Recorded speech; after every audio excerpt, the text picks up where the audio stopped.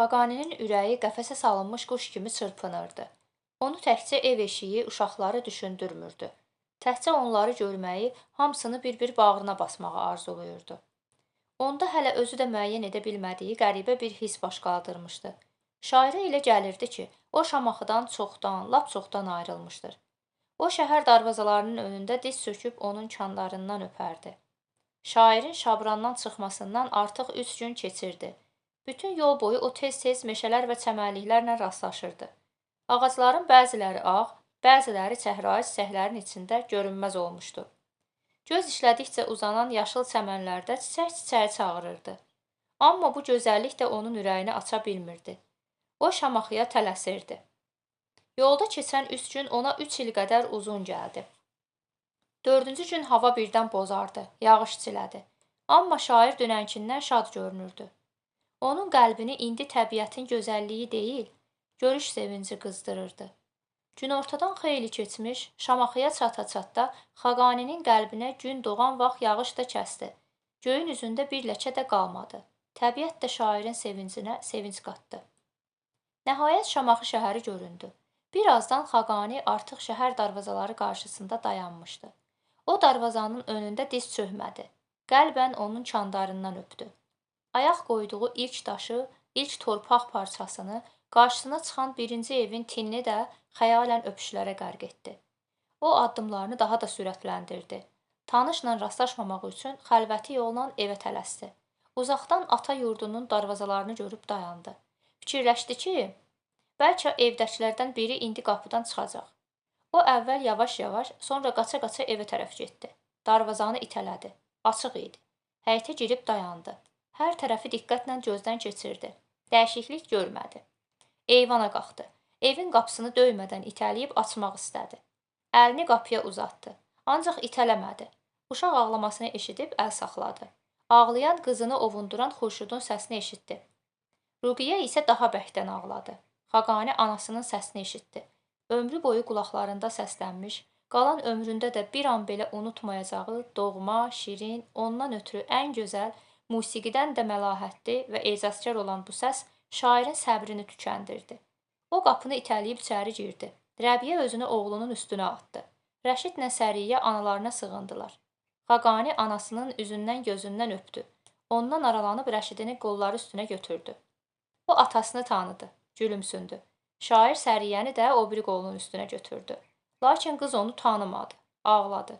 Ruqiyyə isə artıq ağlamırdı. Sanki heç kimin ona əhəmiyyət vermədiyini hiss edib özünü yormaq istəmədi. Şair Xurşudunu da bağrına basmaq istəyirdi, ancaq anasından həya edirdi. O Xurşuda baxdı, gülümsündü. Ruqiyyənin beşiyinə yanaşdı, ona oxşadı. Xaqani atasını soruşdu. Bu vaxt Əli Nəccar içəri girdi. Oğlunun gəlişindən xəbərsiz idi. Hər gün olduğu kimi, bu gün də lazım olmadı, bu otağın qapısını bir neçə dəfə açmışdı, indi də elə. Nəccar kişi oğlunu görüb heyrət içində dayandı. Səntirlədi. Xaqani Rəşidlə Səriyyəni yerə qoyub, cəld özünü atasına tərəf atdı. Onu tutdu. Əli kişi oğlunun boynunu qucaqladı. Bir həftə əvvəl Şamaxıya qayıtmış şair saraya ayaq basmamışdı. Şirvanşah Şabrana göndərdiyi fərmanda ona qarşı ədalətsiz olduğuna işarə etsə də, şairin kini hələ də soyumamışdı. Xaqani başa düşürdü ki, etinasızlığı ilə Şirvanşahı yenidən qəzəbləndirə bilər. Şair ona yenidən dost kimi uzadılan əli havada qoymaq istəmirdi, lakin buna baxmayaraq saraya getməyi ləngidirdi. Bir dəfə Şirvanşah sarayda Vəhidəddinə dedi: "Xaqaniyə yazmışam ki, həbsdən qayıdan kimi saraya gəlsin." Vəhidəddin saraydan qaydanda Xaqani artıq 3 gün idi ki, evdə idi. Vəhidəddin bir həftə saraya getməyəcəkdi. O Xaqani ilə saray barəsində söhbət saldı və əmisi oğluna Mənüçöhrün görüşünə getməyi, həm də bu görüşü gecikdirməməyi məsləhət gördü. Xaqani soruşdu: "Sən saraya nə vaxt qayıtmaq fikrindəsən?" 3 gündən sonra. Mən də səninlə gedərəm. Gec olar, günü sabah getməlisən. Şirvanşah bunu özünə hörmətsizlik saya bilər. 2-3 gündə heç nə olmaz. Sarayda Xaqanini ilk qarşılayan, şeir üfüqündə yeni ulduz kimi parıldayan İzzətəddin Şirvani oldu. Bütün göy cisimləri şüasını günəşdən aldığı kimi, biz də sənin şeirindən faydalanırıq, dedi. Şair İzzətəddinlə söhbətini başa çatdırmağa imkan tapmamış, onu Şirvanşahın yanına çağırdılar. Xaqani Mənüçöhrün yanına həmsöhbəti ilə birlikdə getdi. Şirvanşah Xaqanini ayaq üstündə qarşıladı. Qoluna girib taxtının yanına qoyduğu qızıl kürsüyə qədər gətirdi. Keçib taxtında oturdu. Xaqani də öz yerində əyləşdi. Şair Şirvanşahın yanında təkcə Vəhidəddini gördü. Ancaq 10-15 dəqiqə keçməmişdi ki, saray dəbirinin köhnə tanışları bir-bir gəlməyə başladılar. Birinci əmir sipəhsalar Hüsamüd Dövlə gəldi. O şairlə səmimi görüşdü.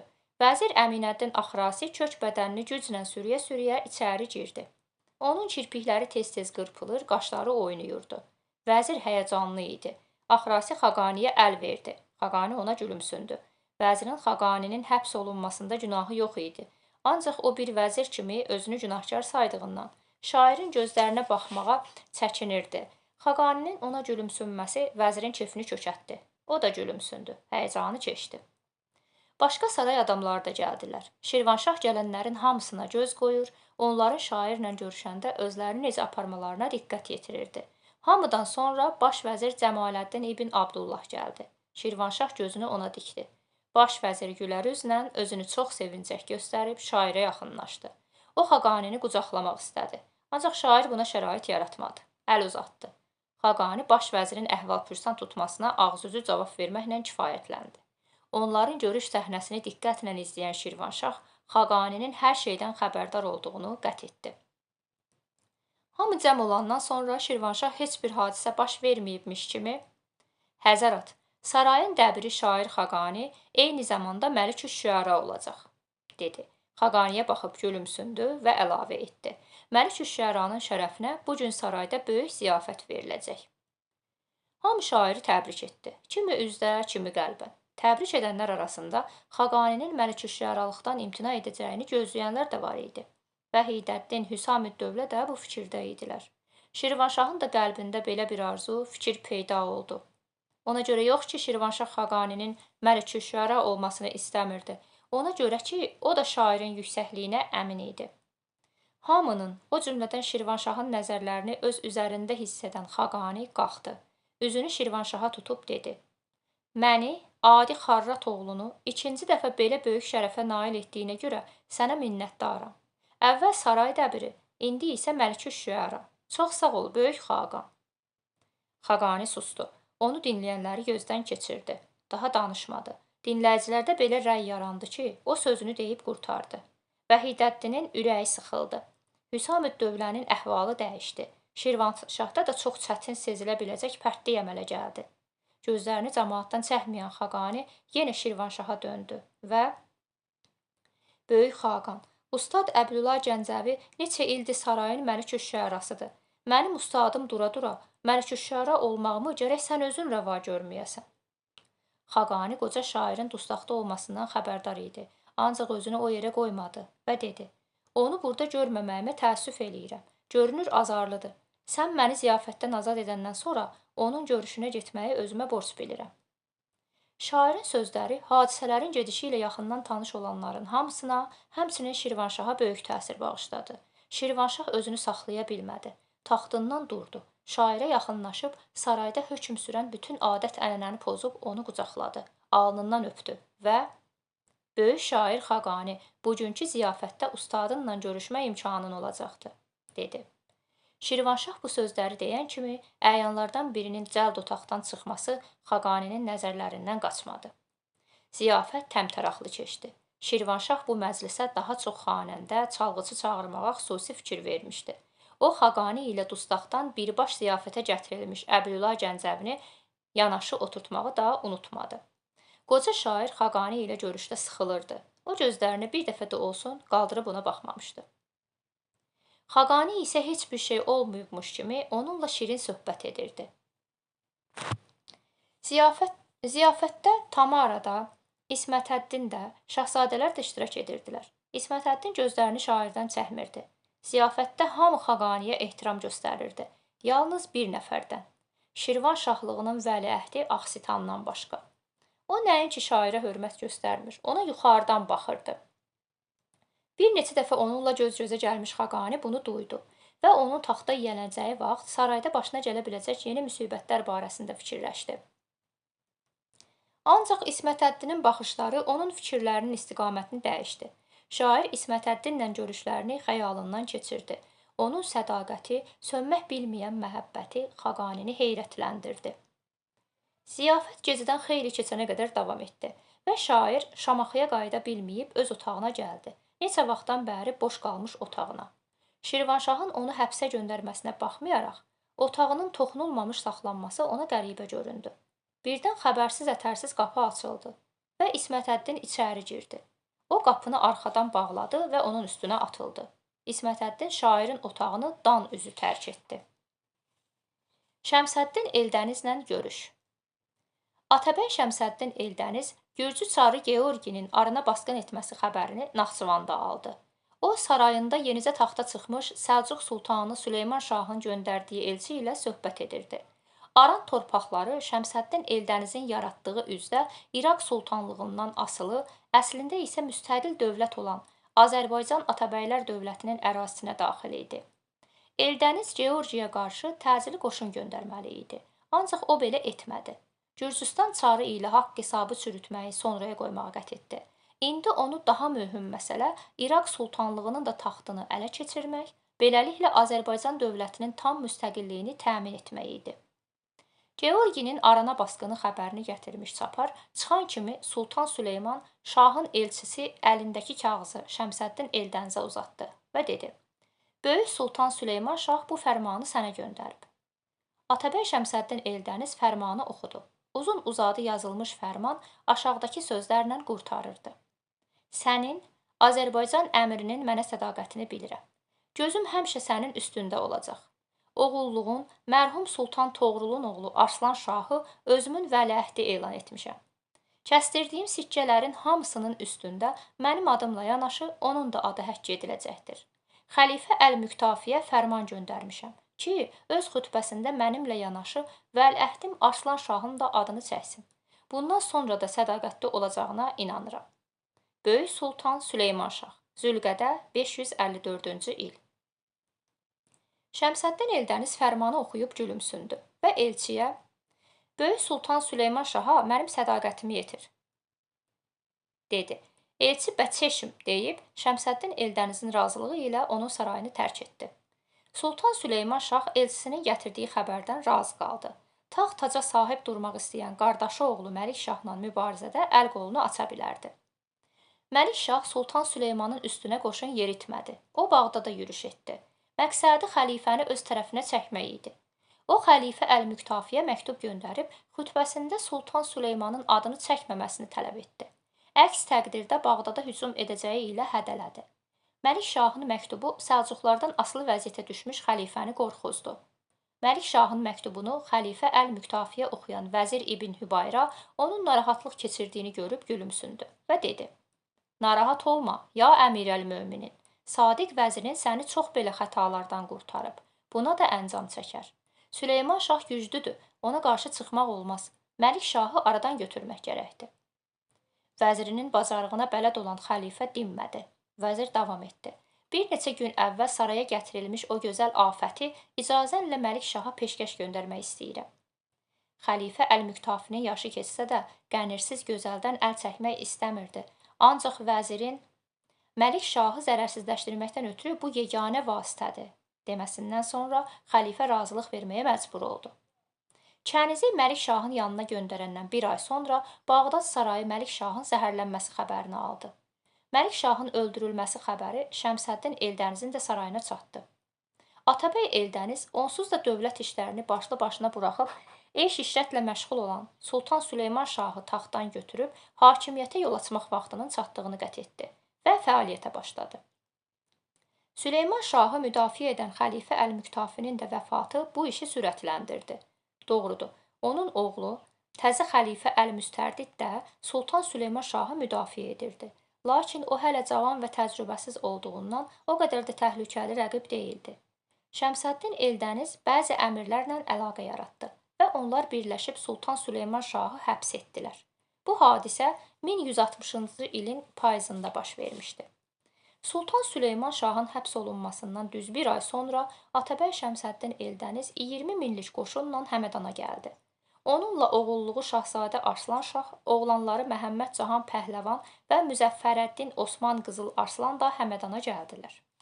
Paytaxtı Naxçıvan olan Azərbaycan Atabəylər dövlətinin idarəsi Möminə xatuna tapşırıldı. Atabəy Şəmsəddin Eldənizi əmir İnancdan başqa bütün əmirlər təntənə ilə qarşıladılar. Özünü sultanlığın birinci adamı hesab eləyən Şəmsəddin Eldəniz bütün hakimiyyəti əllərində cəmləşdirdi və vəzirə əmrlər verməyə başladı. Arslan Şahın tacqoyma mərasimini 3 gündən sonraya şənbə gününə təyin eləyirəm. Vəzir narazı halda buyruq sənindir, deyib getdi. Şəmsəddin Eldəniz Arslan Şahla görüşdü. Sarayda, qoşunda vəzifələri kimlərə vermək barəsində onunla danışandan sonra siyahını ona uzatdı. Göstərmək xatirinə uzatdı. Onsuz da Arslan Şah üçün onun sözləri qanun idi. Şənbə günü Arslan Şahın başına təntənəli şəraitdə tac qoyuldu. Şəmsəddin Eldəniz onun qolundan tutub taxta əyləşdirdi. Özü isə taxtın yanında qoyulmuş qızıl kürsüdə oturdu. Arslan Şaha baxdı. Şah bu baxışların mənasını tez aldı və dedi: Mən dövlət işlərində, qoşunda bir sıra dəyişikliklər eləmişəm. İndicə Atabəy Əl-Əzəm, böyük Atabəy sizi tanış eləyər. Şəmsəddin Eldəniz, Atabəylər Atabəyi qalxdı və dedi: Böyük Sultan Arslan Şahın fərmanı belədir. Qardaşı Nüsrətəddin Məhəmməd Cahan Pəhləvanı özünün əmir həcibi, o biri qardaşı Müzəffərəddin Osman Qızıl Arslanı əmir sipəhsalar, Əl-Kəbir Sultan qoşunlarının başçısı təyin edir. Sultan Arslan Şahın fərmanı ilə Şəmsəddin Eldənizə yaxın olan əmirlərin hamısı yüksək və dövlət vəzifələrini tutdular. Sultan Arslan Şah atalığının onu kölgədə qoymasından bəzən narazı qalır, lakin ona söz deməyə çəkinir, dərdini anası Möminə xatuna deyirdi. Möminə xatun hər dəfə onu sakitləşdirirdi. Sonuncu dəfə Arslan Şah yenə atalığından anasına şikayət edəndə Möminə xatun dedi: Fikir vermə, oğlum, o dəfələrlə başını sənin yolunda qoymaqdan çəkinməyib, döyüşlərdə qılınc çalıb. O ən əziz qulamlarını və tərəfdarlarını səni taxta çıxarmaqdan ötürü ölümə göndərib. Səlcuqlarda səndən yaxşılar da çoxdur. Onların bir çoxu həbsxanalarda zillət içindədir. Sultan Süleyman Şahın taleyini gördün ki, əvvəl həbs etdilər. Sən sultan olandan 6 ay sonra həbsxanada boğdular. O və onun kimilər səni yıxa bilərdi. Ancaq Eldəniz güclüdür. Sən sultan taxtında əyləşmisən. O da, onun 2 oğlu da sənin qulluğunda durublar. Sənin düşmənlərinlə vuruşur, əleyhidarlarına qalib gəlirlər. Sən də, sənin qəlbin də belə işlərdən azaddır. Bütün bu işləri Atabəy görür. Bütün bunları sənin dövlətini, məmləkətini möhkəmləndirmək üçün eləyir. Qoy onun tədbirləri, hərəkətləri səni narahat eləməsin. Onun işləri qayğılarını artırmasın. O sənin Atabəyindir. Anasını diqqətlə dinləyən Arslan Şah dedi: Sən necə də müdriksən, mənim əziz anam. Kişi olsaydın, yəqin ki, Səlcuqlar xanədanının ən müdrik, ən ağıllı sultanı sən olardın. Möminə xatun oğlunun narahatlıqdan çıxmasına sevindi, gülümsündü və dedi: Sən də ağıllı hökmdarsan, mənim balam.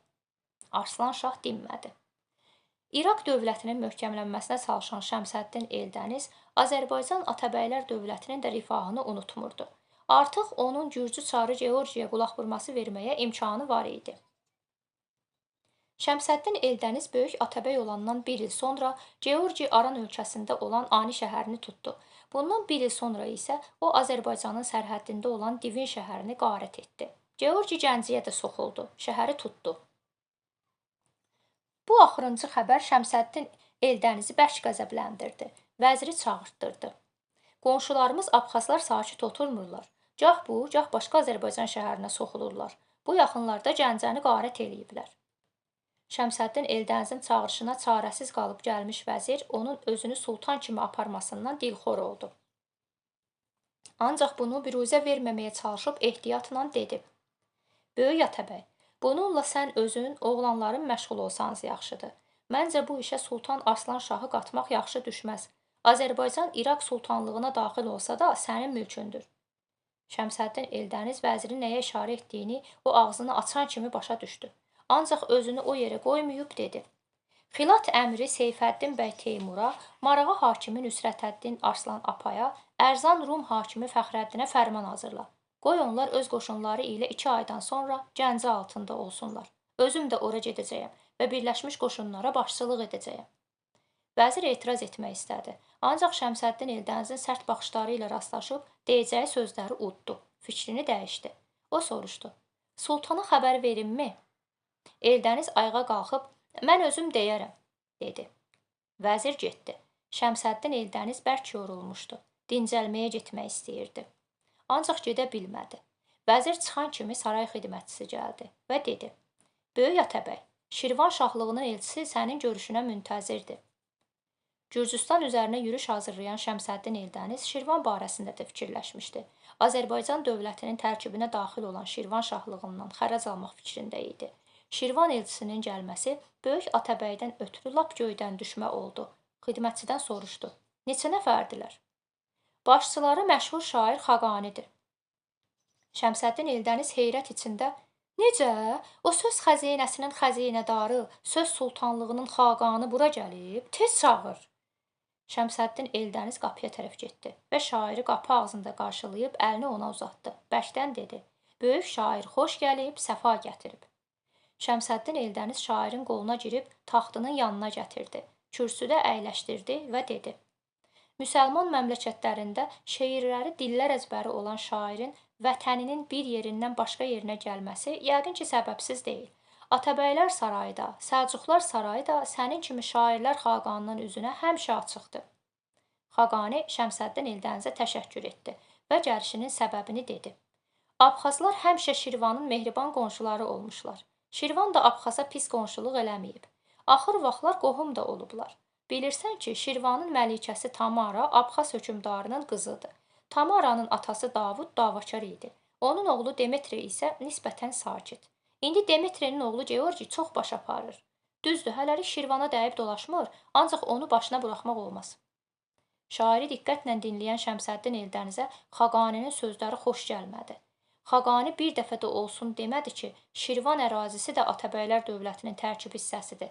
Lakin Atabəy bunu hələlik biruzə vermədi və dedi: "Abxazlar Aniyə, Divinə, Gəncəyə divan tutublar. Əlbəttə, Georgiyə qulaq vurması vermək gərəkdir."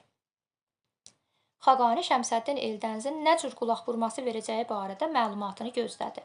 Onun sustuğunu görüb dedi: "Böyük Atabəy, mən də sən dediyin kimi Abxazlar dedim. Əslində Abxazların, Abxaz cəmaatının heç bir təqsiri yoxdur. Bir-birinə qonşu olan bizim və Abxazın kəndlərinə baxsan, onların necə mehriban yaşamalarını görərsən. Görərsən ki, bəkdə boşda bir-birlərinə necə kömək əli uzadırlar. Din ayrılığı heç bilinmir.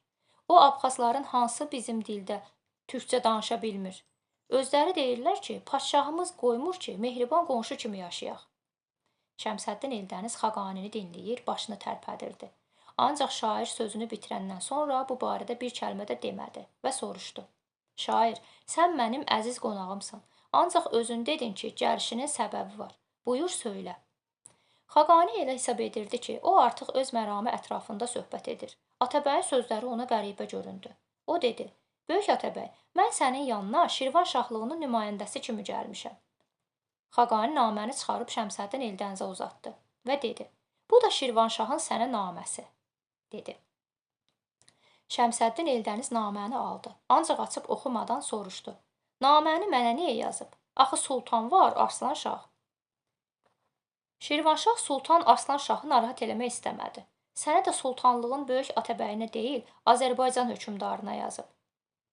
Şəmsəddin Eldəniz Şirvanşahın məktubunu diqqətlə oxudu. Üzündən aydın görünürdü ki, məktubun məzmunu xoşuna gəlməyib. Xaqani bunun səbəbini bilirdi. O, böyük Atabəyin nə deyəcəyini gözlədi. Şəmsəddin Eldəniz dedi: "Şirvanşahın narahat olması üçün elə bir əsas yoxdur. Hələlik Georgi yaxın şəhərləri hədəf eləyib," dedi. Sustu. Biraz fikirləşib davam etdi. Şirvanşah bir şeyi unudub. Aydındır ki, biz Georginin Azərbaycan torpaqlarına, o cümlədən Şirvana girməsinə yol vermərik.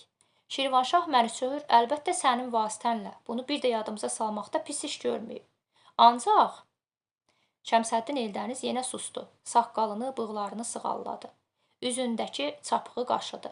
Nəzərlərini Xaqaniyə qaldırıb onu diqqətlə süzdü və davam etdi. "Şair dostum, Şirvanşah ağıllı adamdır, işini bilir. Bilir ki, bu məzmunda naməni kiminlə göndərmək olar. Namədən belə çıxır ki, Şirvanın Azərbaycan məmləkətinə dəxli yoxdur. Tam müstəqil şahlıqdır. Özün bilirsən ki, belə deyil. Məni sultan Azərbaycan hökmdarı tikib. Lap çoxdan. Şirvan da qarışıq. O vaxtdan bəri Azərbaycan dövləti xeyli möhkəmlənib. Məncə sözlərim sənə aydındır, dostum.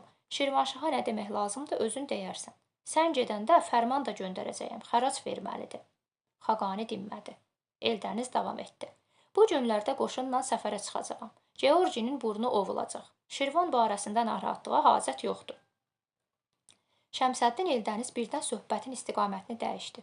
Şair dostum, yoldan gəlmisən, yorğunsan, dincəl, yenə görüşəcəyik, deyə gülümsündü. Saqqalının altında görünən iri çapıq daha da dərinləşdi. O davam etdi. Ancaq sonrakı görüşlərimizdə siyasətdən deyil, şeirdən, sənətdən danışacağıq. Səni özünə ustad hesab eləyən Mücirəddin Beyləqanini də, yaxşı tanıdığın şair Övhəddin Ənvərini də çağırtdıracağam. Xaqani Şəmsəddin Eldənizin yanından onun üçün ayrılmış iqamətgaha gəldi. Böyük Atabəydən 2 gün xəbər çıxmadı. 3-cü gün Eldənizin nümayəndəsi şairin yanına gəlib, onu Böyük Atabəyin düzəltdiyi məclisə dəvət etdi. Şairi Şəmsəddin Eldəniz özü qarşıladı. Qoluna girib içəri apardı. Hamı ayağa durdu. Otaqda cəmi 30-35 adam olardı. Xaqani onlardan birini, Mücirəddin Beyləqanini tanıdı. Görüşdülər. Övhəddin Ənvəri Xaqaniyə yaxınlaşdı. Özünü təqdim etdi. Xaqani ona uzadılmış əli məmnuniyyətlə sıxdı. Şəmsəddin Eldəniz şairlərin görüşməsinə şərait yaratmaqdan ötürü keçib öz yerində oturmuş və yanında əyləşmiş yaşlı, ağsaqqal bir kişi ilə söhbət edirdi. O, Xaqaninin şairlərlə söhbətinin çox uzandığını görüb, "Şair dostum, onlarla söhbətləşməyə vaxtın çox olacaq. Gəl otur," dedi. Xaqani Şəmsəddin Eldənizin yanında oturdu. Beyləqani ilə Ənvəri öz yerlərinə keçdilər. Xaqani qonaqları bir də gözdən keçirdi. Bir-biri ilə söhbət eləyən bu adamlar Şəmsəddin Eldənizin sarayda olan ən yaxın adamları, həmsirləri idi. Onların arasında alimlər, həkimlər də var idi. Böyük Atabəy həmsöhbətindən aralandı. Üzünü qonaqlarına tutub dedi: "Həzərat, müsəlmanların ən böyük şairi bizə qonaq gəlib. O, Əmirəlmöminin müqəddəs əlini öpmək şərəfinə nail olub.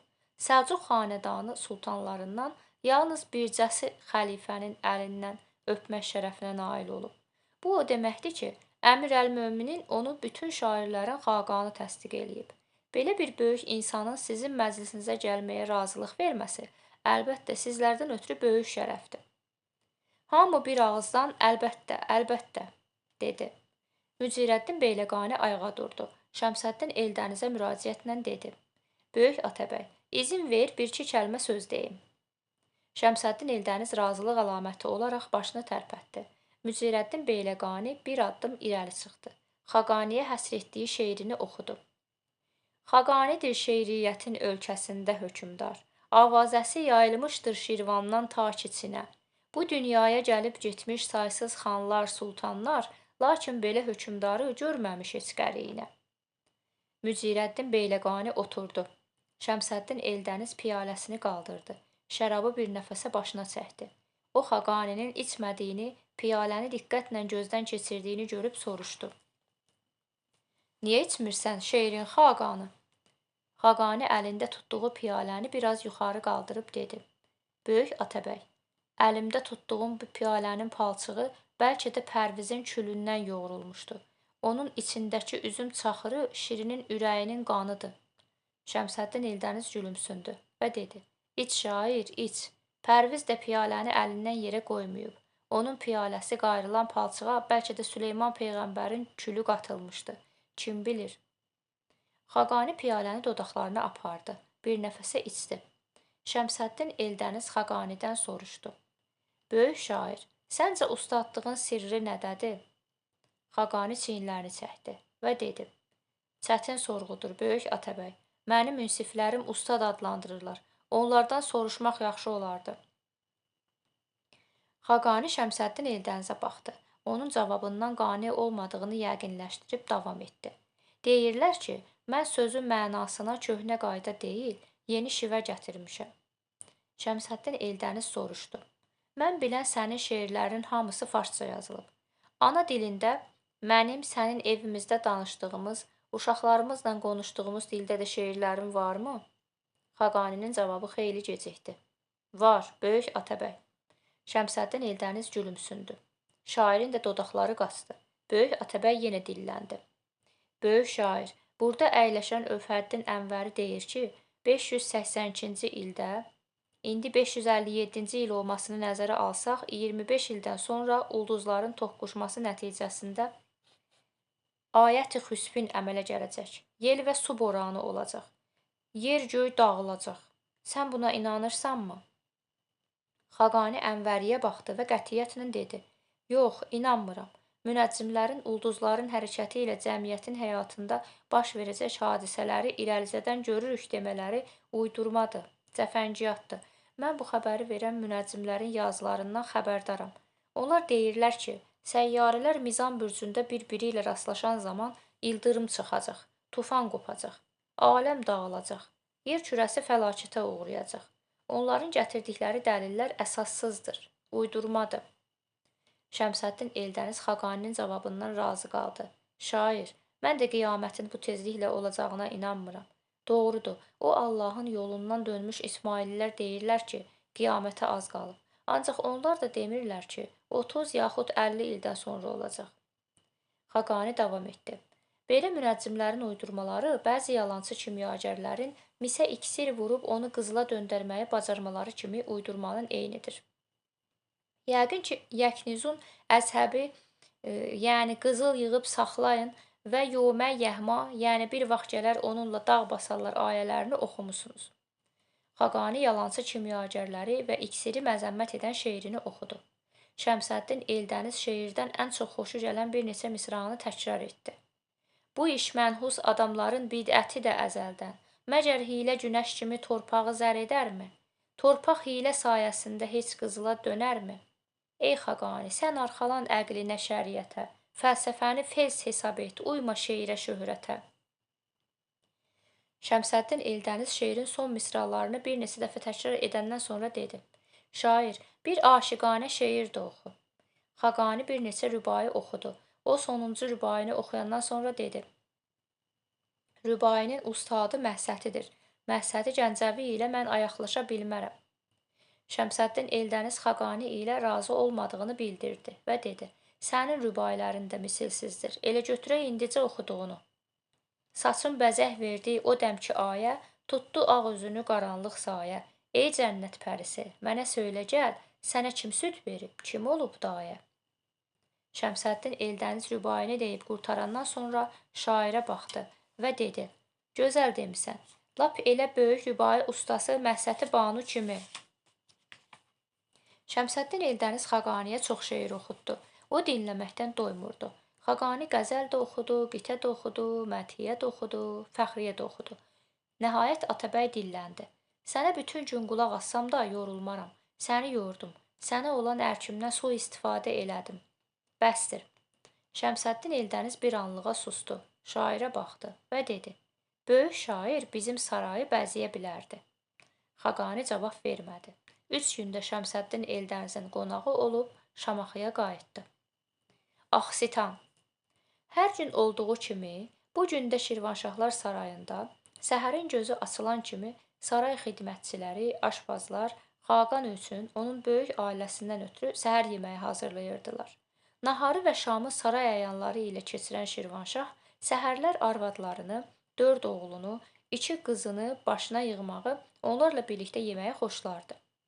Günəşin ilk ziyası Gülüstan qalasındakı sarayın qarşıdakı dağa baxan pəncərənin rəngarəng şüşələrinə düşərək süfrələrin üstündəki çini qabları qırmızı, yaşıl, sarı, göy və başqa rənglərə boyayanda Şirvanşah, arvadları Tamara və Nisəbanu, oğlanları Axsitan, Şahənşah, Firudin və Fərruxzad, qızları Xədicə və Zəhra, bacısı İsmətəddin otağa daxil oldular.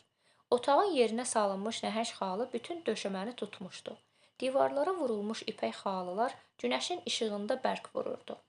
Divarlara vurulmuş gəbələrin üstündən çarpaz qılınc, onların ortasından qalxan asılmışdı. Burada İrandan, Bağdaddan, Səlcuqlar sarayından, Gürcüstandan gətirilmiş xəncərlərlə yanaşı, Azərbaycanın müxtəlif yerlərində, həmçinin Lahıcda yaşayan ustaların qayırdıqları xəncərlər də var idi. Aşağı divara vurulmuş xalçanın üstü boş idi. Ailə üzvləri ilə bir yerdə olanda Taxta, kətildə oturmağı xoşlamayan Mənüçöhür lap başda salınmış zərli xara üzlü döşəkdə oturub, sağ tərəfinə qoyulmuş, başından iki qotaz sallanan mütəkkəyə söykəndi. Sağında anası və bacısı, solunda isə arvadları oturdu. Axsitan və iki bacısı bibiləri tərəfdə, sağda Şahənşah, Firudin və Fərruxsa sol tərəfdə oturdular. Şirvanşahdan sonra adətən birinci onun anası, sonra arvadları, daha sonra isə yerdə qalanlar oturardılar. Son zamanlar özünü olduqca təşəxxüslü aparmağa başlamış Tamara, bəzən bu adəti pozur, Şirvanşahın anasını gözləmədən öz yerini tuturdu. Belə hallarda o ərinin qəzəbli baxışları ilə rastlaşmalı olurdusa da buna əhəmiyyət vermirdi.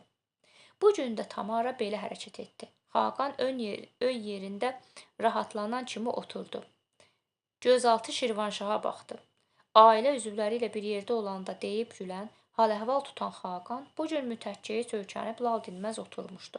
Tamara ərinin onun hamıdan qabaq oturmasına əhəmiyyət verməməsinə təəccübləndi. Diqqətlə ona baxdı.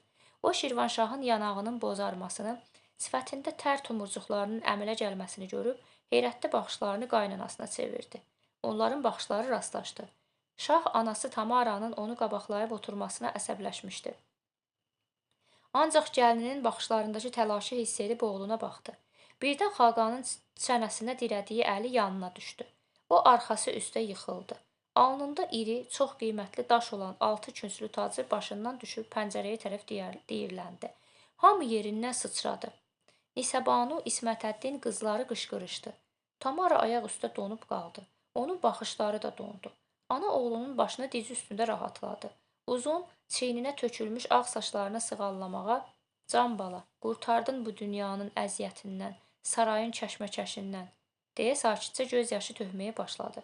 O sözlərini elə yavaşdan, pıçıltı ilə deyirdi ki, qızlarının hönkürtüsü, Nisəbanunun və İsmətəddinin hıçqırıqları içərisində eşidilmirdi. Şirvanşah yıxılan kimi sifəti dəyişdi. Yanaqlarındakı bozartı keçdi. Onun ağzının kənarı bir qədər əyilmişdi.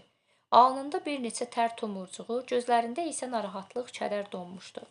Biraz keçmiş otaq saray adamları ilə doldu. Yemək gətirən xidmətçilər qarşılarına çıxmış mənzərəni görən kimi bayıra qaçıb cəmaata xəbər vermiş, birazdan hadisə bütün Şamaxı cəmaatına məlum olmuşdu. Vəzir, əmir sipəhsalar, digər saray əyanları gələndə qadınlar otağı tərk etməli oldular. Xaqanın anası Tacəddin bəyim, qadın və qızlar bir qapıdan, Tamara isə başqa qapıdan çıxdılar. Lakin Tacəddin bəyim də, Tamara da geri qayıtdılar. Onların ikisi də eyni məqsədlə, vəliəhd barəsində fikirləşib geri dönmüşdülər. Tacəddin bəyimin fikrincə, Şirvan taxtının tacı Xaqanın böyük oğlu Axsitanın başına qoyulmalı idi. Mənüçöhür Axsitanı vəliəhd elan etmişdi. Lakin Tamara başqa cür fikirləşirdi. O, oğlu Fərruxzadı Şirvanşah görmək istəyir, Nisəbanunun oğlunu, qanuni vəliəhd Axsitanı hakimiyyətdən kənar etməyə çalışırdı.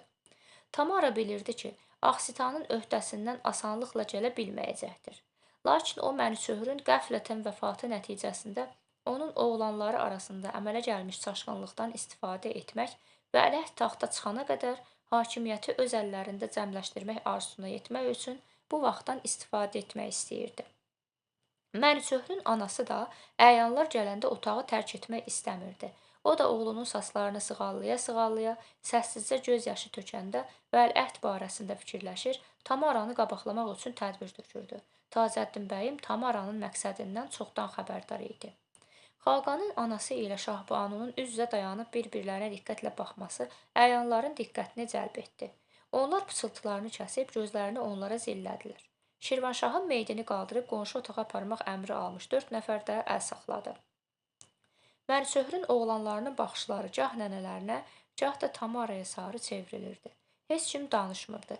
Onların çoxu Şahbanu ilə Tacəddin bəyimin ayaqları getməmiş başlarının qayıtmasının səbəbini bilirdi.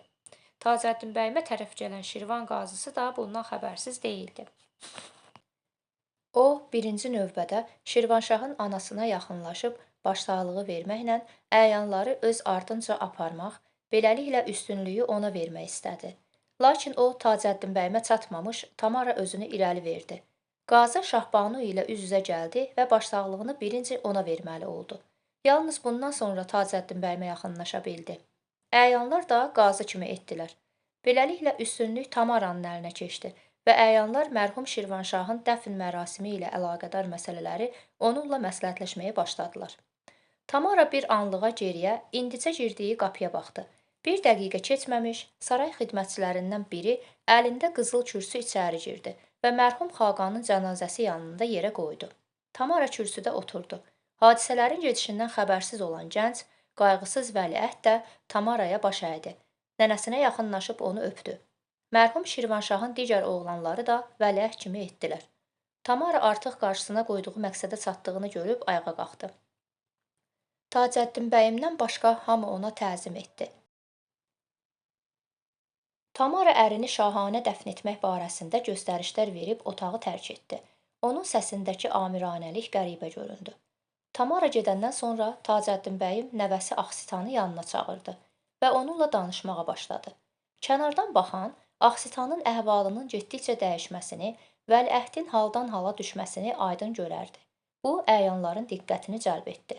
Tacəddin bəyim hamının onlara baxdığını görüb qapıya tərəf getdi və tezliklə onun arxasında görünməz oldu. Axsitan da nənəsinin ardınca getdi. Əyanlar bir-birinə baxıb dinmədilər. Bayaqdan cənazəni götürüb aparmaq istəyən 4 nəfər buyruq gözləyirdi. Nəhayət vəzir əyanlardan aralandı. Cənazənin yanına gəldi. Onun hələ də açıq qalmış üzünü örtdü. Aparmağa işarə etdi. Cənazəni xalça qarışıq götürüb apardılar. Heç kim Xaqanın meyidinin otaqdan çıxarılmasına əhəmiyyət vermədi. Şahzadələr də Tamara çıxan qapıya doğru getdilər. Əyanlardan bir neçəsi onlara qoşuldu. Otaqdakılar vəzirə baxdılar. Vəzir nəzərlərini əmir sipəhsalar Hüsamüd Dövləyə çevirdi. O da vəzirə baxır, baş vəzirin səfərdə olmasına heyfsilənirdi. Ancaq dinmirdi. Artıq sarayda qüvvələrin parçalanması, taxt-tac uğrunda Axsitanla Fərruxzadı hakimiyyətə gətirmək istəyən Tamara arasında toqquşma olacağı hamıya məlum idi. Vəfatının 3-cü günü Şirvanşah Mənüçöhrü böyük təntənə ilə dəfn etdilər.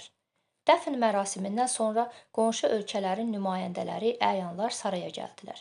Şirvanşahlar sarayının çilçırağa qərq olmuş ən böyük salonunun baş tərəfində şahın boş taxtının yanında qoyulmuş qızıl kürsüdə Tamara əyləşmiş, oğlu Fərruxzad yanında, Şahənşahla Firudin isə arxasında dayanmışdılar. Ondan bir qədər solda qoyulmuş qızıl kürsülərdə Tacəddin bəyim, Nisəbanu, İsmətəddin oturmuşdular. Axsitan nənəsi ilə bibisinin kürsüləri arasında ayaq üstə dayanmışdı.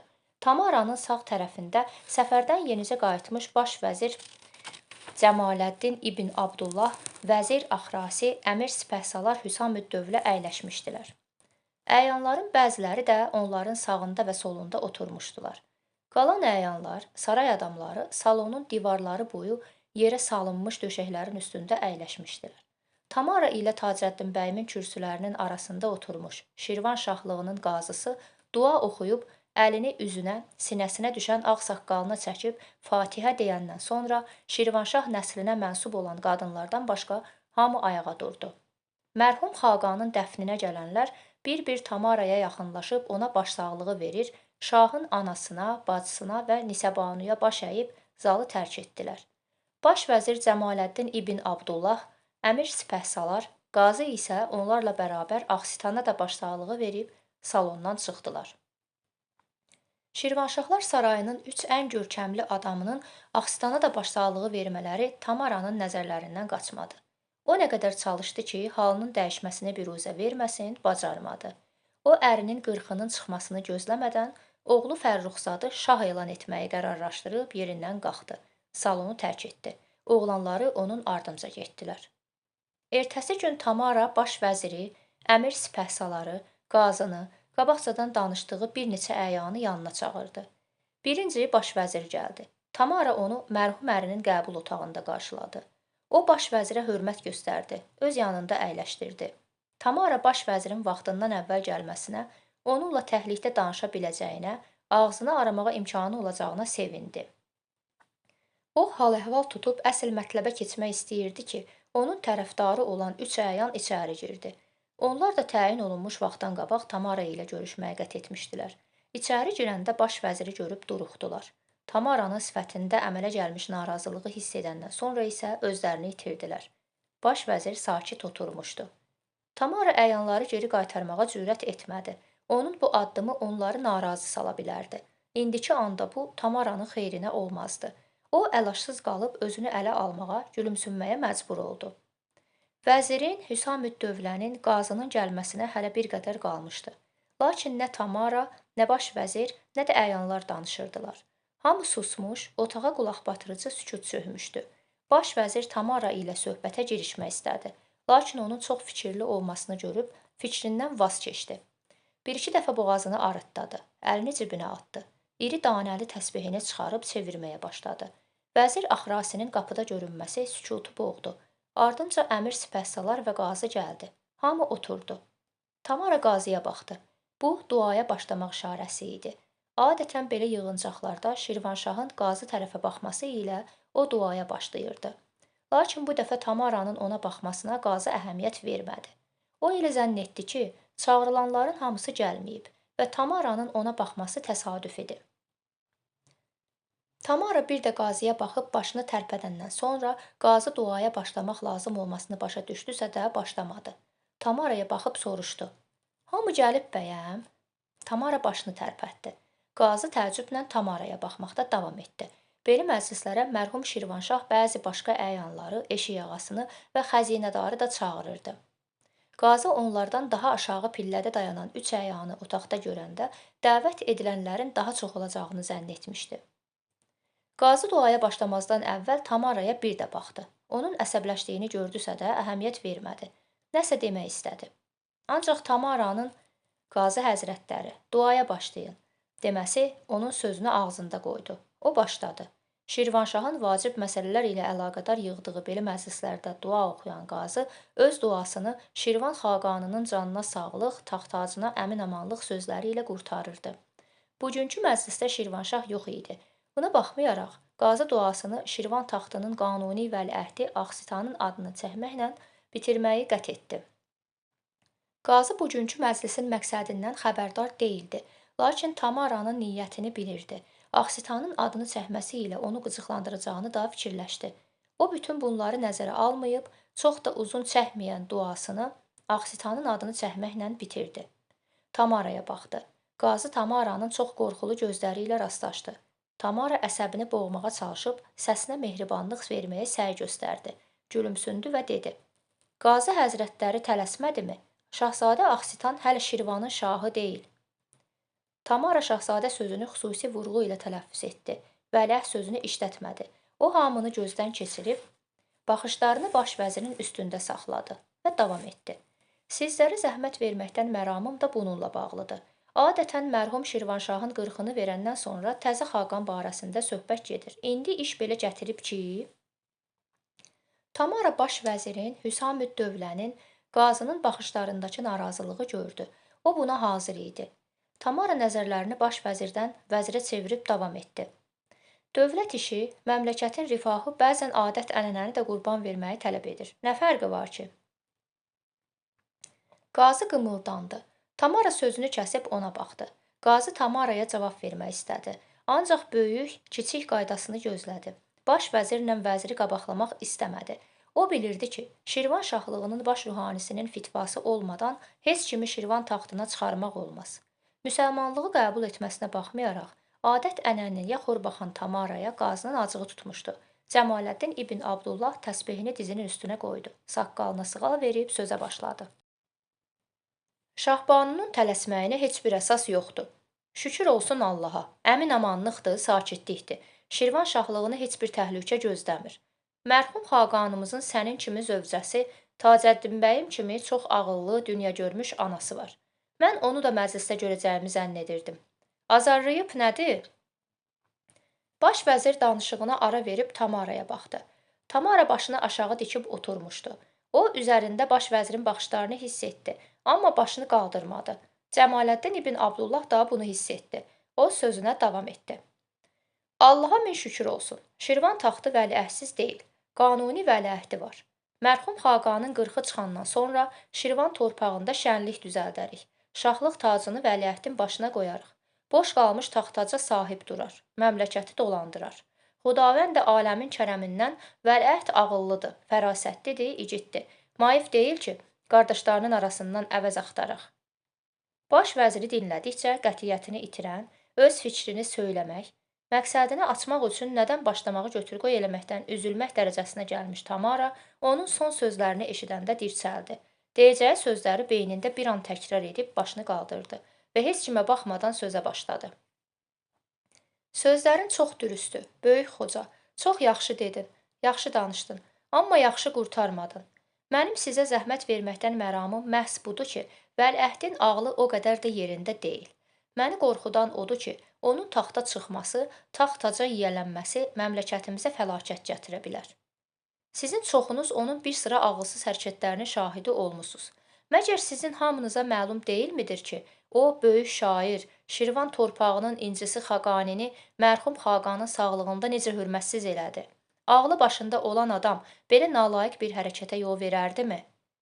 Tamara sustu. O heç kimin dinmədiyini görüb ürəkləndi. Daha qətiyyətlə hücuma keçdi. Mən ona görə mərhum Şirvanşahın qırxının çıxmasını gözləmək tərəfdarı deyiləm ki, özünü Şirvan taxtının vəliəhdi sayan Kəmağıl Axsitan taxtı tacı ələ keçirər. Bu məmləkət üçün fəlakət deməkdir. Tamara sarayda ən çox çəkindiyi adam olan qazının ürəyini ələ almaq məqsədi ilə əlavə etdi. Mən də sizin kimi müsəlmanam. Tərsalıqdan dönmüş müsəlmanam. Müsəlmançılığın bütün ehkamları mənim üçün də müqəddəsdir. Lakin ortaya məmləkətin, cəmaatın rifahı məsələsi çıxanda biz bu ehkamların müqəddəsliyini nə qədər yüksək tutsaq da, onların bəzilərini addımlamalıyıq. Biz buna borcluyuq. Bu bizim borcumuzdur.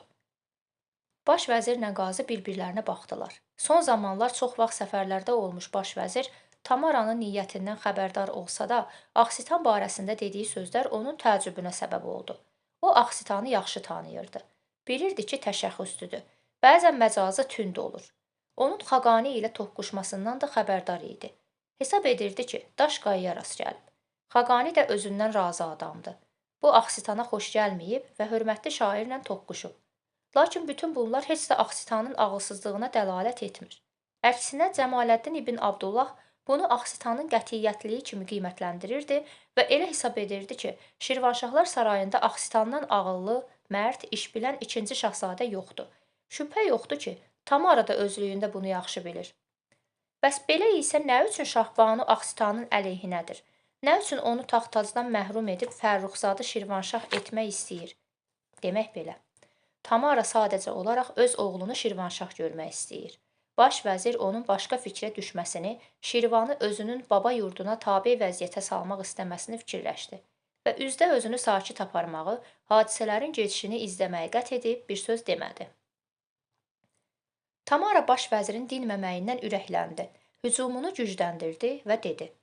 Təəssüf ki, böyük şair Xaqani Şamaxıda yoxdur. Mərhum Xaqanın vəfatından qabaq səfərə çıxıb. Yəqin ki, bu günlərdə qayıdar. Şair burada olsaydı, mənim sözlərimi təsdiq edərdi. Tamara Axsitanı sevməyən şairin onun tərəfində olacağına bel bağlayırdı. Baş vəzirin sustuğunu görən qazı dilləndi. O, bilavasitə mətləbə keçməyi, bugünkü yığıncağı nəticəsiz qoymaq, baş vəzirlə, bəzi əyanlarla görüşüb öz aralarında söhbət etməkdən ötürü vaxt qazanmaq məqsədi ilə dedi. Şahbanu, ola bilsin ki, sənin sözlərində həqiqət var. Ancaq biz indi heç bir şeyi həll eləyə bilmərik. Bugün belə bir danışıqda iştirak eləməklə günaha batmışıq. Mən Şirvan şahlığının qazısı, dinimizin müqəddəs ehkamlarından bir addım da olsun geri çəkilməyə imkan vermərəm. Məmləkətimiz üçün ağır olan vaxtda da təziyə saxlamaq adətimizə xilaf çıxan olmayıb. İndi də xilaf çıxmağa heç bir əsas yoxdur. İzin ver, dağılışaq. Yasdan çıxandan sonra bir də bu məsələyə qayıdarıq. Bayaqdan hövsələsini basıb oturmuş əmir sipəhsalar Hüsamüddövlə ürəyini boşaltmağa hazırlaşırdı ki, gözləri qazının baxışları ilə rastlaşdı. Onun himini başa düşdü, sustu. Qazı yas məclisinə gəlibmiş kimi Fatihə verdi. Saqqalını tumarlayıb qalxdı. Hamı durdu. Onlar Tamaraya yüngülvari baş əyib çıxdılar. Tamaraya tərəf olan əyanlar da onlara qoşuldular. Tamara məqsədinə nail ola bilmədisə də ruhdan düşmədi. Hətta onda oğlu Fərruxzadı taxta çıxarmaq ümidi artdı. O qazının dediklərini, baş vəzirin və əmir sipəhsaların susmasını yaxşı əlamət kimi qəbul etdi. Tamaranın tədbirləri baş vəzir Cəmaləddin ibn Abdullahı, əmir sipəhsalar Hüsamüddövləni və qazını narahat edirdi.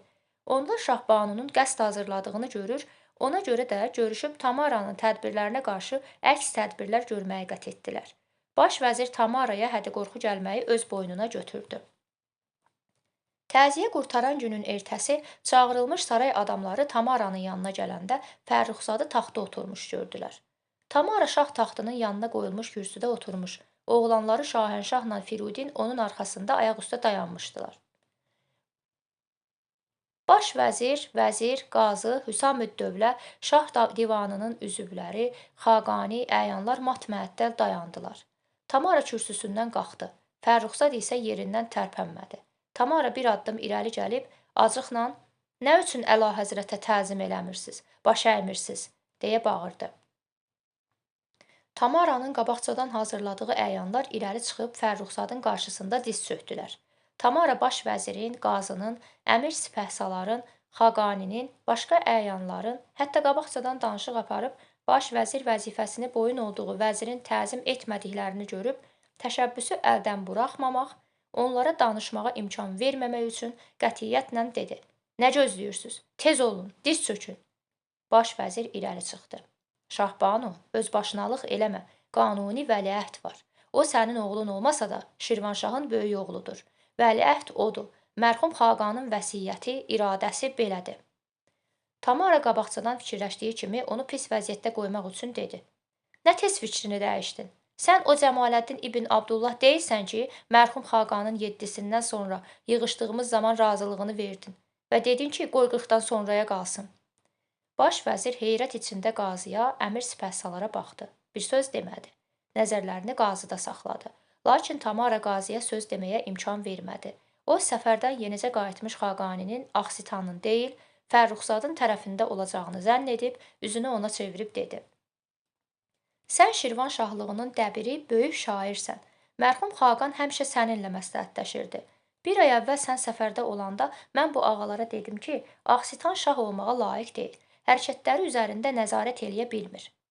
Xaqani kimi böyük bir vücuda hörmətsizlik eləyən adamı ağıllı adam hesab etmək olmaz.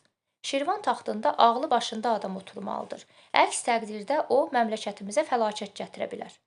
Tamara danışanda qəsdən Xaqaninin heysiyyətinə toxunan sözlər seçirdi ki, qızğın təbiətli şairi qıcıqlandırsın. Axsitanın əleyhinə bir neçə söz desin. Lakin Xaqani dinmədi. Tamara səsinə mülayimlik verməyə çalışaraq, "Niyə susursan, möhtərəm şair?" deyə soruşdu. Xaqani baş vəziri və qazını göstərib dedi: "Bu böyük dövlət işidir. Sarayın yüksək dövlət adamları dura-dura mənim fikir söyləməyim yersiz çıxar." Tamara hiddətlə: "Niyə ki? Məgər sənin öz fikrin ola bilməz?" deyə soruşdu. Xaqani də hiddətlə cavab verdi: "Mənim fikirlərimin hamısı özümün olur. Şahbanu, başqalarının dediklərini tutuquşu kimi təkrar eləməyi xoşlamıram. Ancaq elə fikirlər, rəylər var ki, bizim hamımız, sən də o cümlədən, Şahbanu, ona əməl eləməyə borcluyuq." Tamara Xaqaninin nə deyə biləcəyini özünə yəqin edib, onun sözünü kəsdi. "Yaxşı, bizə dərs demə," dedi. Xaqani Tamaranın sözlərinə əhəmiyyət vermədi. "Şahbanu, mən danışmaq istəmirdim, sən məcbur elədin. Madam ki belədir, onda axıra kimi səbrini bas. Bəli, bizim hamımızdan ötrü, o cümlədən səndən ötrü mərhum Xaqanın vəsiyyəti qanun olmalıdır. O, özünün böyük oğlu Şahzadə Axsitanı vəliəhd tikib, öz sağlığında tikib. Demək, o Şirvanşah olmalıdır." Bayaqdan sakit oturub danışıqları dinləyən Fərruxzad yerindən qalxdı və istehza ilə dedi: "Bura bax, Xarrat oğlu, sən bizə ağıl öyrədən olmusan? Kimsən sən? Səni bura kim çağırıb? Burdan!" O sözünü deyib qurtarmağa imkan tapmadı. Anası onun qarşısına keçdi, gözlərini ağartdı. Fərruxzadın səsi xırp kəsildi. O geri dönüb taxtında oturmaq istədi, amma oturmadı. Diz çökmüş əyanların da qalxdığını görüb Tamaraya baxdı. Qazı irəli çıxıb dedi: "Şahbanu, biz səni özbaşınalıq etməyə qoymarıq. Axsitanı, qanuni vəliəhdi, Şirvanşahın başqa anadan olmuş böyük oğlunu şah taxtına buraxmaq istəməməyindən məramın nədir? Biz həmişə sənin ata yurdundan dostluq eləmişik. Bundan sonra da eləyəcəyik. Ancaq heç vaxt Şirvan şahlığının istiqlaliyyətini ayaqlar altına atmağa, onu sənin ata yurdundan asılı etməyə imkan verməyəcəyik. Bunu yaxşı bil. Sən elə zənn etmə ki, niyyətindən xəbərsizik. Şirvan şahlığı 300 ilə yaxındır ki, yaşayır, yaşayacaq da, yaşadacağıq. Qazi geri döndü, qapıya sarı getdi, ancaq 2 addım atıb dayandı, soruşdu. Nə üçün qanuni vəliəhd görünmür? Biz divan üzvləri indicə başqa otağa keçib Ağsitanı Şirvanşah elan edəcəyik. Qazının sözlərindən əsəbləşmiş Tamara özünü saxlaya bilmədi. Yerindən qalxdı və qışqırdı. Heç biriniz buradan çıxa bilməyəcəksiniz. Qoşun sarayı mühasirəyə alıb. O ki qaldı o ağıldankəm vəliəhdinizə, onu bu səhər həbsə aldırıb Şabran qalasına göndərtmişəm. Əmir sipəhsalar Hüsamüddövlə qapıya tərəf getdi. Qapı ağzında dayanmış yüzbaşı bir neçə əsgərlə onun qabağını kəsmək istədi. Hüsamüddövlə elə bağırdı ki, əsgərlər geri çəkildilər. Hüsamüddövlə yenə qışqırdı. Tökün silahları yerə. Görmürsüz kimin qarşısında dayanmısınız? Əsgərlər silahlarını atıb fərağat dayandılar. Yüzbaşı da bir qədər tərəddüddən sonra silahını atdı. Hüsamüddövlə qapıdan çıxdı. Baş vəzir, qazı, xaqani, divan üzvlərinin çoxu, əyanların çoxu, həmçinin vəziyyətin Ağsitanın xeyrinə dəyişdiyini hiss etmiş vəzir onun ardınca getdilər. Sarayı mühasirəyə almış qoşunun minbaşısı özünü yetirənə kimi onlar sarayı tərk etdilər.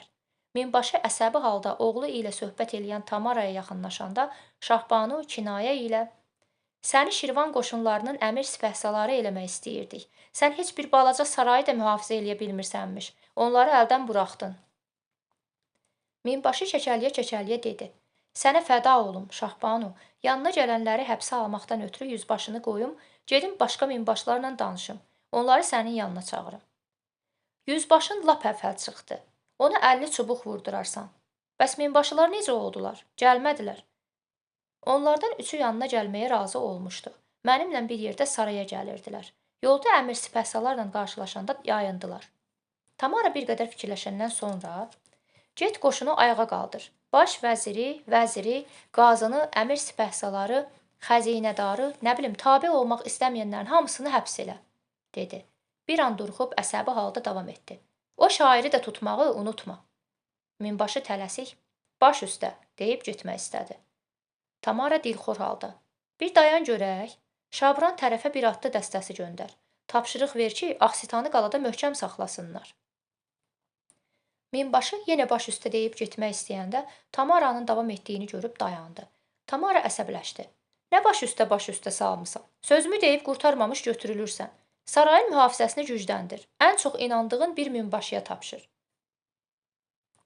Minbaşı bu dəfə baş üstə demədi. Dayanıb gözlədi. Tamara sözlərini deyib oğluna tərəf döndü. Nəsə dedi və ona sadiq olan əyanlardan birini səsləmək istəyəndə minbaşının hələ də getmədiyini görüb dodaqları qaşdı və dedi. "Sən nə qəribə adamsan. Getmə deyəndə getmək istəyirsən, get deyəndə dayanırsan." Minbaşı Tamaranın gülümsünməsini görüb ürəkləndi. "Get demədin, Şahbanu." Tamara yenə gülümsündü. "Yaxşı, get. Tapşırıqlarıma dürüst əməl elə. Bu dəfə də işləri korlasan, özündən küs." Minbaşı bu dəfə də baş üstə deyib getdi.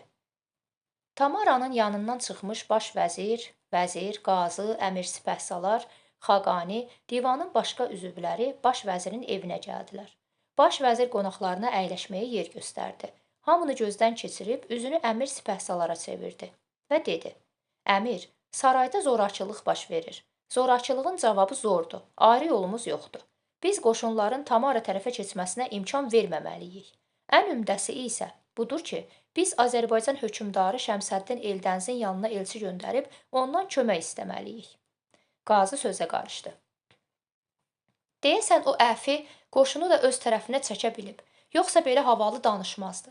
Bizi həbs etməyə təşəbbüs göstərməzdi." Baş vəzir davam etdi. "Qazı həzrətlərinin sözlərində həqiqət çoxdur. Onu da deyim ki, Tamara yəqin ki, bizi həbsə almaq fikrindən daşınmayıb.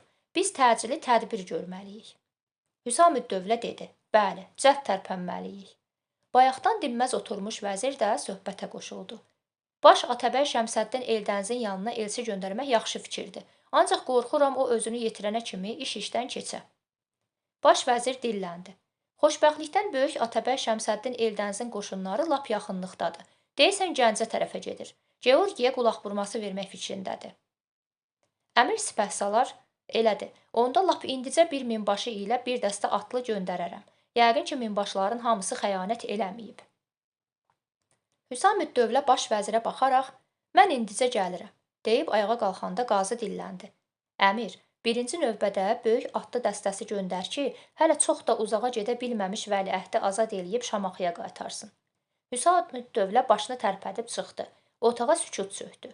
Onlar baş vəzirin evində bir saata qədər oturub Hüsamüddövləni gözlədilər. O kefi kök qayıtdı. Qoşunun bir hissəsi qiyama qoşulmamışdı. Hüsamüddövlə dedi: Böyük Atabəy Şəmsəddin Eldənizə namə göndərdim. Əlahəzrət Axsitanın adından olanları yazdım.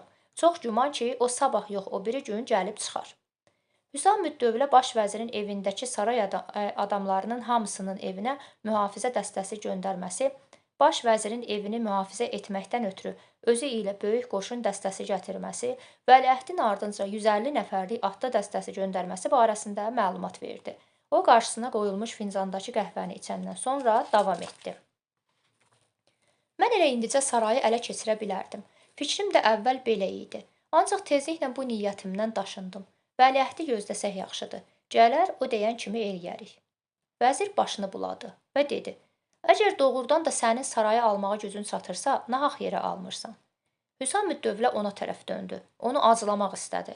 Başqalarından fərqli olaraq o vəzirin iki başlı oyun oynamasından, Tamara ilə danışıqlarından xəbərdar idi. Ancaq əmir sipəhsalar fikrindən daşındı. İndiki gərgin vəziyyətdə onsuz da zəif olan qüvvələri parçalamaq istəmədi. O dedi: Vəzir düz buyurur. Daha doğrusu düz fikirləşir. Madam ki sarayı almaq olar, bəs niyə almayım? Əmir sipəhsalar qoyduğu sualın hamıda böyük maraq doğurduğunu görüb davam etdi. Mən bunu ona görə etmədim ki, nahaq yerə qardaş qanının axıdılmasını istəmədim.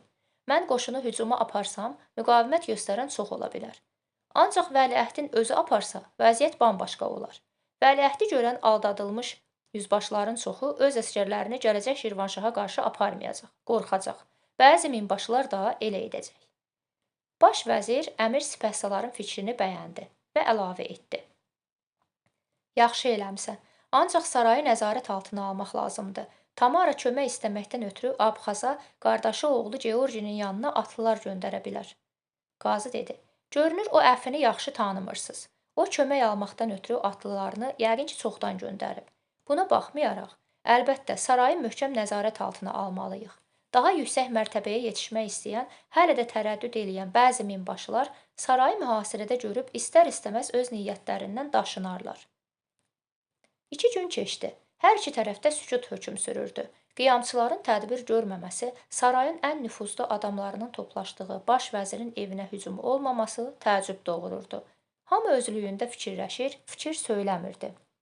Nəhayət əmir sipəhsalar dilləndi. Görünür Şahbanunun kələyi var. Yoxsa o bizi, onun ən təhlükəli düşmənlərini rahat buraxmazdı. Baş vəzir: Düz deyirsən. Baxmayaraq ki, qoşunu bizimkindən çoxdur, görünür onlara inanmır. Abxazdan kömək gözləyir, dedi. Hüsamüddövlə arxayınçılıqla: Böyük Atabəy Şəmsəddin Eldəniz daha yaxınlıqdadır, tez gəlib çıxar. Həm də düzü Georginin Tamaraya kömək göndərəcəyinə inanmıram. Bu saat onun özünün köməyə ehtiyacı var. Böyük Atabəy qapılarının ağzını kəsdirib. Əmir sipəhsalar səhv etməmişdi. Günortadan keçmiş baş vəzirin evinin yanında hayküy qopdu. At nallarının, bir-birinə toxunan qılıncların və qalxanların səsi eşidildi. Hüsamüddövlə cəld bayıra qaçdı. Baş vəzirin evini mühafizə eləyən qoşun dəstəsinin başçısı ona yaxınlaşıb dedi: Vəliəhd gəldi, zat-ı aliləri. Minbaşı sözünü deyib qurtarmamış, bir yüzbaşı sevincək yürə-yürə özünü yetirdi. Böyük Atabəy Şəmsəddin Eldəniz öz qoşunu ilə gəlib çıxdı, dedi. Əmir sipəhsalar minbaşıdan soruşdu. Bəs bu nə vuruşma idi? Şahbanı pusquya dəstə qoyubmuş. Vəliəhd görünən kimi onlar şahzadəni müşayiət eləyən atlara basqın etdilər. Ancaq onların aşının suyunu yaxşıca verdik. Bu vaxt baş vəzirin evi ilə sarayla üzbəüz evin arasından kiçik süvari dəstəsi çıxdı. Dəstənin önündə Axsitan gəlirdi. O Hüsamüddövlə ilə bərabərləşib atından düşdü. Əmir sipəhsalar ona təzim edib əlindən öpdü. Axsitan içəri girdi. Hamı ayağa durub ona təzim etdi. Baş vəzir dedi: Əlahəzrət, Böyük Atabəy Şəmsəddin Eldəniz bizə köməyə gəlib. Bütün qiyamçı qoşunlar təslim olub. Təkcə sarayı mühafizə eləyənlərdən başqa. Sənin fərmanına müntəzirik. Buyruq ver, əmir sipəhsalar sarayı onlardan təmizləsin. Axsitan: Qoşunu döyüşə özüm aparacağam, deyib bayıra çıxdı. Onun ardınca çıxan Hüsamüddövlə minbaşını səslədi. Qaçaraq özünü yetirmiş minbaşı Ağsitanın qarşısında diz çöküb dedi: "Qoşun hazırdır, Əlahəzrət." Ağsitanla Hüsamüddövlə atlandılar. Onlar sarayın ətrafında o qədər də böyük müqavimətə rast gəlmədilər. Qoşun nəfərləri Ağsitanı görən kimi silahlarını atıb diz çökdülər. Sarayın girəcəyində isə qısa, lakin şiddətli vuruşma oldu. Qiyamçılara qoşulmuş silahlı dəstə tezliklə pərən-pərən salındı. Qoşun dəstəsinin önündə gedən Ağsitan saraya birinci girdi. Hüsamüddövlə, minbaşı, bir neçə yüzbaşı və çox da böyük olmayan silahlı dəstə onun ardınca getdi. Ağsitan Tamara və Fərruxzadın oturduğu otağın qapısını açıb içəri girəndə Tamara, Fərruxzad, digər şahzadələr və əyanlar ayağa durdular. Tamaradan başqa hamısının sifətinə ölüm rəngi çökmüşdü. Ağsitanın ardınca gələnlər də içəri soxuldular. Onlardan biri yanında dayanmış əsgərin əlində tutduğu oxla yayı alıb Fərruxzadı vurdu. Ox Fərruxzadın düz ürəyinə sancıldı. Fərruxzad qışqırıb yıxıldı. Tamara özünü oğlunun üstünə atdı. Ancaq bir an keçməmiş yerindən sıçradı. Başından örpəyini götürüb Ağsitanın ayaqları altına atdı və diz çökdü. "Qırma qardaşlarını, onların günahı yoxdur," dedi. Bir anlığa sükut çökdü. Hamı, hətta Ağsitan tərəddüd içində qaldı. Xaqani irəli çıxdı və "Yaylıq müqəddəsdir, el adətinə xor baxmaq olmaz," dedi. Ağsitanın Xaqaniyə acıq tutsa da, təşəbbüsü əldən buraxmamaqdan ötürü irəli çıxdı. Tamaranın qolundan tutub qaldırdı, qardaşlarının yanına apardı və onunla gələnlərə üz çevirib qışqırdı: "Kim idi ox atan?" Özünü itirmiş minbaşı irəli çıxdı. Ağsitan minbaşıya "Aparın bunu, çəkin dara, şahzadəyə əl qaldırdığına görə," dedi. Minbaşı diz çökdü, yalvarmağa başladı. Ağsitan yenə bağırdı: "Aparın," dedi və əli ilə hələ də diz çökmüş satqın əyanları göstərib davam etdi. "Onları da aparın, birbaş dar ağacına. Günahlarını sübuta yetirməyə ehtiyac yoxdur." Ağsitan sustu. Otağa ağır sükut çökdü. Ancaq çox qısa müddətə. Ağsitan öz xoşu ilə dar ağacının altına getməyən əyanları sürüyüb aparanlara müraciətlə dedi: "Sarayın qapısında öldürülmüş minbaşını da aparıb asın. Ölüsünü asın." Ağsitan qardaşlarına yaxınlaşdı. Onların yanında dayanmış Tamara irəli çıxdı. Ağsitan əli ilə ona qapını göstərdi. Tamara dönüb gedəndə Şahənşahla Firudin də onun arxasınca getmək istədilər. Lakin Ağsitan "Şahzadələr qalsınlar," dedi. Onlar dayandılar. Tamara geri baxdı. Onun gözləri qorxu ilə dolu idi. Ağsitan bunu gördü. Səbəbini başa düşdü. Ona görə də "Qardaşlarım tac qoyma mərasimində iştirak etmək istəmirlər," deyə soruşandan sonra Şahbanu tamamilə sakitləşdi və asta yerişlə otaqdan çıxdı. Ağsitan sözünə davam etdi. "Tac qoyma mərasiminə başlamazdan qabaq çətin vaxtımızda imdadımıza yetmiş böyük Atabəy Şəmsəddin Eldənizi şahlara layiq təntənə ilə qarşılayıb şəhərə gətirməliyik. Onun qoşunları öz işini gördü." Ağsitan qardaşlarına və əyanlara "Atlanın," dedi. Bir neçə saatdan sonra Azərbaycan hökmdarı Böyük Atabəy Şəmsəddin Eldəniz artıq sarayda idi. Ağsitan Böyük Atabəyə tac qoyma mərasiminə başlamaq istədiyini bildirdi. Şəmsəddin Eldəniz "Tac qoyma mərasimində iştirak etməyin mənə nəsib olmasına hədsiz şadam," dedi. Ağsitan anası Nisəbanunun, nənəsi Tacəddin bəyimin, bacılarının və bibisi İsmətəddinin ardınca adam göndərdi. Onlar gəldilər. Tac qoyma mərasimi başlandı. Baş vəzir Ağsitanı şahlıq taxtının yanına gətirdi. Xəzinədarla 2 minbaşı şahın tacını və xaqan toppuzunu əllərində hazır tutub dayanmışdılar. Qazı dua oxuduqdan, fitva verdikdən sonra tacı xəzinədardan alıb Ağsitanın başına qoydu. Üstü qiymətli daşqaşlarla dolu olan hökmranlıq toppuzunu ona verdi. Baş vəzir Ağsitanı taxta əyləşdirdi. Şəmsəddin Eldənizdən, şah ailəsinin üzvlərindən başqa hamı diz çökdü. Tac qoyma mərasimi ilə əlaqədar olaraq sarayda başlanmış şənliklər 3 gün davam etdi.